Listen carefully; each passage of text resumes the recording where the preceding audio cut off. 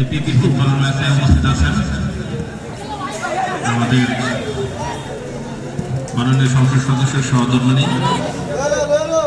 এবং আছেন আমাদের উপজেলা নির্বাহী অফিসার প্রেসিডেন্ট এবং বিভিন্ন অঙ্গ সংগঠনের নেতৃবৃন্দ, সাংবাদিকবৃন্দ, সুধীজন, আসসালামু আলাইকুম। আসলে খেলা চলার মাঝে বক্তব্য আসলে শোনা আসলে অনেক বোরিং বিষয়, তারপরেও তো একটা কথা যেহেতু বলতে বলি, আসলে আমাদের সন্ততি বা ভাই বোন যারা আছে পরিবার থেকে আসলে তাদের তদারকি করতে হবে, নৈতিক শিক্ষা দিতে হবে যাতে সে বন্ধু নির্বাচন করতে ভুল না করে।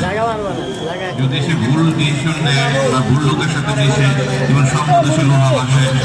সেরকম যাতে বন্ধু নির্বাচন করতে বা যার সাথে সে ঘুরতেছে সেই লোকটা যাতে ভালো হয়,